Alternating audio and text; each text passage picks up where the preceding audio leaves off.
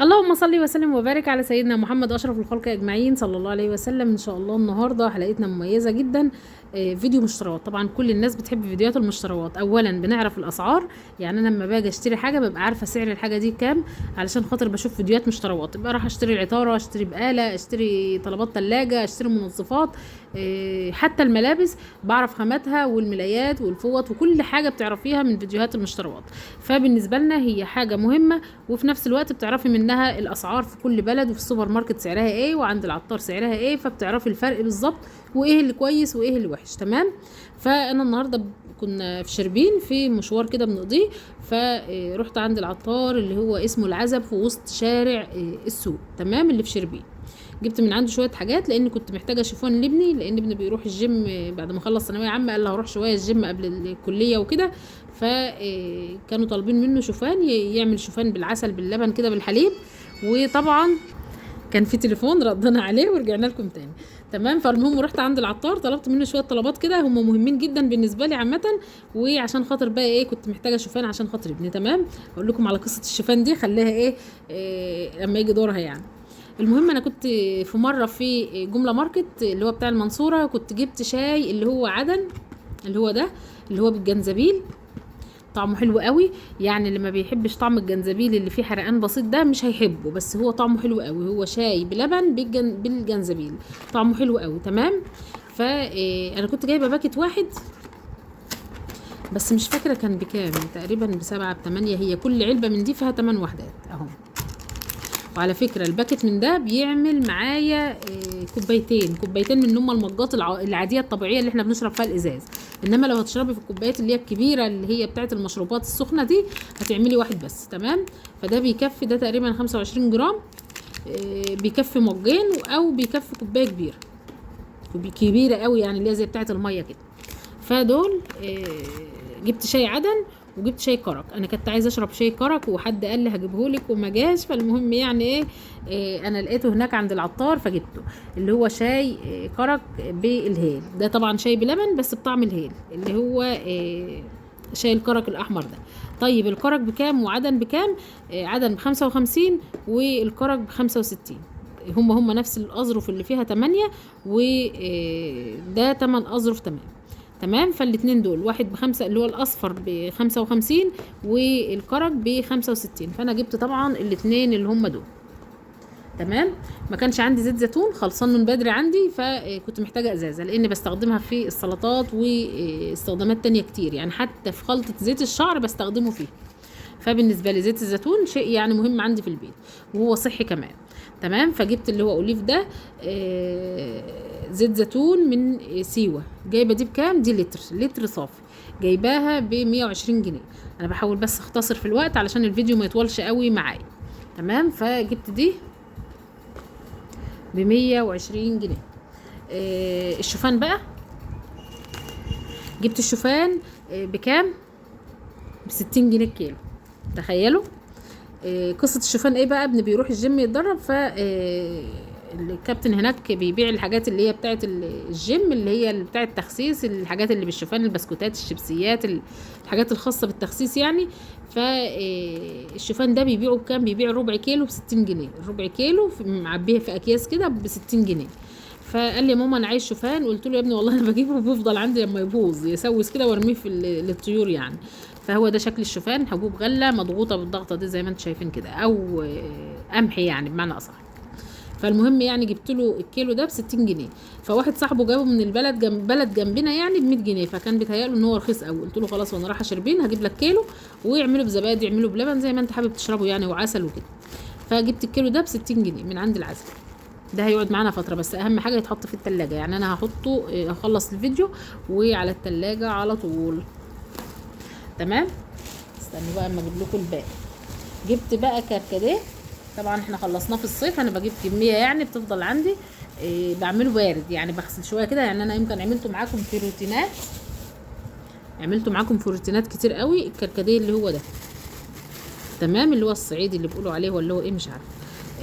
بقيت احطه اغسله كويس واحطه في ميه عاديه في شفشق في التلاجة، وينزل بقى اللون بتاعه الاحمر ده. وبعد كده بنحليه، بحط شويه صغيرين من ماء الورد وبحط بقى عليه كمان السكر المناسب ليه، وبحليه وعينه في التلاجة نشرب منه طول الصيف. فطبعا الكميه اللي عندي خلصت. الكميه دي تخيلوا كام، انا اللي وزنتها يعني، عبيت كده قلت له وزن لي ربع كيلو، فاما عبيتهم انا قلت ده هيبقوا اكتر من ربع كيلو، فقلت له وزنهم كده شوفهم قد ايه، قال لي ربع كيلو بالظبط. بكام الربع كيلو؟ ب60 جنيه، يعني الكيلو ب240 جنيه، الكيلو ب240 جنيه، فدول ب60 جنيه اللي هي الحبه الكامله دي اهي. طبعا ده هفضيه في برطمان هيفضل معايا ممكن للسنه الجايه، لان احنا خلاص احنا في اخر الصيف، كل سنه وانتم طيبين. فبالنسبه لي بقى ايه، خلاص يعني هنعمل حاجه بسيطه منه. جبت العدس اللي هو الاحمر الصافي، الاحمر الحلو قوي، لان فيه لون اللي هو المصفر الفاتح خالص ده، كان تقريبا 55 ب54 في الحدود دي يعني. فجبت اللي هو الاحمر ده ب60 جنيه، كميه منه بسيطه بتظبط معاكي الكشري او العدس الشوربه او كده. بما اننا في الصيف فمش هينفع تعملي عدس بشوربه، تمام. فانا عملت بقى ايه، جبت ده علشان الكشري، احنا بنحب كشري العدس اللي هو الاسكندراني الاصفر، فبالنسبه لي ده احلى بكتير. طب الكيلو من ده بكام؟ بالكيلو ب60 جنيه، الكيلو من العدس ده ب60 جنيه. جبت كمان الذره الفشار، جبت كيلو، بيفضل عندنا فتره كبيره برضو يعني، لما ولادي يقولوا عايزين شيبسي ولا كاراتيه ولا حاجه بجيب لهم ده، احلى بكتير، طعمه احلى، وبتفشريه في البيت بشويه زيت صغيرين او في المكنه بتاعه الفشار. كيلو ب50 جنيه. طبعا هو بيتباع ب50 60 حسب المكان اللي انت بتشتري منه، تمام. طيب جبت ايه كمان؟ جبت كيلو كربوناتو او بيكربونات الصوديوم، اللي مش عارف الاسم بتاعه يعني كربوناتو. طيب ده هنستخدمه في ايه؟ ده اللي بنحطه في العجه، عارف فاكرين العجه اللي كنت عاملاها ورحت واحد جارنا بيعمل طعميه خدت منه شويه، هو ده. ده الكربوناتو، الكيلو ده ب30 جنيه، فيه نوع ب30 ونوع ب40، تمام. ده ب30 جنيه. بعمل منه ايه؟ بعمل منه التنظيفات، وكمان في نفس الوقت بعمل منه العجه، بعمل منه الطعميه، بيبقى حلو قوي في الحاجات دي. فالكيلو ده هفضيه في برطمان واكتب عليه برضو كربوناتو، يعني هو بالنسبه لي مهم لان مش موجود عندي، خلص يعني. انا بستغنى عنه في الطعميه، اما باجي اعمل الطعميه بعملها بايه؟ بعملها ب اللهم صل على سيدنا محمد، بالبيكنج باودر، عارفين اكياس البيكنج باودر، بعمل الطعميه بيها، تمام. نقفل بس العدس عشان السلك، او هتخلي لكم الكاميرا عليه. بصوا بقى السلك ده انا جبته بكام؟ الكيلو بقى ب100 جنيه، تخيلوا جبت نص كيلو ب50 جنيه. انا كنت بجيب السلك ده الكيلو ب20 وب30 جنيه، كيلو بيقعد عندي بالسنه. طب انا بعمل فيه ايه الكميه دي كلها؟ يعني انا جبت ب5 جنيه كنت خلصت، وجبت من عند جيراننا حتتين صغننين كده، واحد بياع يعني جنبنا هنا. فجبت النص كيلو ده هعمل بيه ايه؟ هقطعه مكعبات صغيره واحطه في كيس واسيبه في جنب في البلكونه، اما عاوز اشد بقى ايه قطعه بقطعه، تمام. فبالنسبه لي ده شيء مهم. طب في سلك ستانلس، انا بستخدم الستانلس وبستخدم ده. في الالمونيا مهما استخدمتي مفيش احلى من البلدي، السلك البلدي والصابونه السمراء اللي احنا عاملينها مع بعض، تمام. فبالنسبه لي ده حلو قوي قوي، هو غلى شويه بس يعني كده كده لابد منه، هيقعد معايا فتره كبيره، ممكن 7 شهور كمان، تمام. طيب جبت ايه تاني من السوق؟ الطماطم كانت هناك الكيلو وربع طماطم ب20 جنيه، وكان في ب10 اللي هي مش مستويه، لا هي يعني ايه تحس ان فيها جنب اصفر مش عارفه ايه، الكيلو ب10 جنيه. فجبت 2 كيلو من 10، ولقيت بياع تاني الطماطميه بتاعته بس انا حطاها في التلاجة حمرا قوي وزي العسل، فجبت منه الكيلو ب15 جنيه، فقمت جايبه 3 كيلو، لان بجد ما كانش عندي حبايه طماطم في البيت بما انها غاليه. فانا ببقى شويه الطماطم اللي بيبقوا عندي اسويهم على برطمان صلصه من اللي انا كنت شارياه من جمله ماركت من قبل رمضان، كنت شاريه كذا عرض كده يعني، بعينهم للوقت المناسب. ما بستخدمش الصلصه في الطبخ اليومي. لو عامله كميه صلصه مثلا طماطم فرماء افضي عليها نص برطمان، عامله كميه كبيره بفضي عليها برطمان، وتفضل في التلاجة اطبخ منها اسبوع اسبوعين لما تخلص.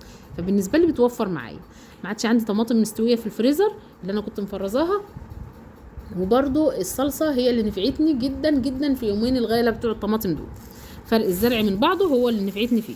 البطاطس كانت ب20 اللي هي مش قوي وب25، البدنجان العروس الطويل ب8 وب10 جنيه، القتة الكيلو ونص ب10 جنيه، الفلفل ب10 جنيه الكيلو وب12 ونص. الفلفل شطة بقى فلفل زي ما انت حابة شكلي براحتك. البدنجان الكيلو ونص والكيلو وربع والكيلو، تبقى حسب البدنجانة نفسها حجمها عامل ازاي، ومن بياع للتاني فرق الاسعار يعني. تمام.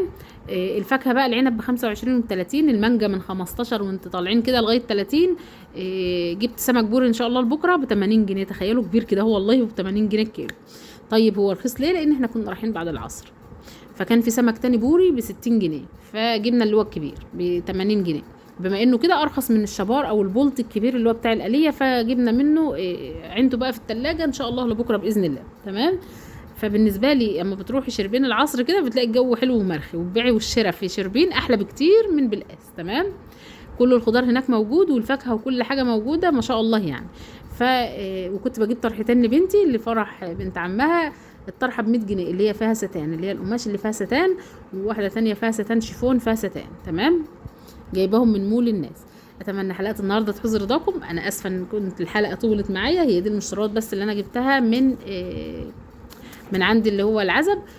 كنت انا محتاجه بس الشوفان عشان خاطر ابني، وكان نفسي في الشاي الكرك ده، لان من يوم ما جبته من جمله ماركت وانا حبيت طعمه، وما روحتش بقى، ما بروحش الا مرتين ثلاثه في السنه يعني. فاما لقيته عند العطار جبت العلبتين دول. زي ما قلت لكم حلو جدا، اللي عامل دايت او رجيم حلو جدا جدا، بس من غير سكر يعني، ما تضيفيش عليه سكر، هو سكره هادي كده منه فيه، فبلاش تحطي عليه سكر. طعمه حلو قوي للي بيحب النكهه بتاعه الجنزبيل الحاره الحاميه يعني. التاني طعم الهيل باين فيه قوي، فلو حابينه هاتوه. في منه انواع تانية على فكره، كل واحد فيهم فيه 3 انواع اهو، دول نوعين تانيين اهو. في شاي المصالة ده عايزه اجربه برضو، لسه ما جربتوش. المهم يعني دي مشتريات النهارده، اتمنى الحلقه تحوز رضاكم. انا ما كنتش محتاجه الا الطلبات دي بس، لو كل ما بسافر يعني اللي ناقصني بكمله لغايه اما ربنا يسهل، واقوم جايبه مشتريات تكفيني كام شهر، اللي هي الخزين بقى اللي هو الزيت والسمنه والسكر والحاجات دي كلها. اتمنى حلقه النهارده تعجبكم. الى اللقاء يا احلى عيله في الدنيا.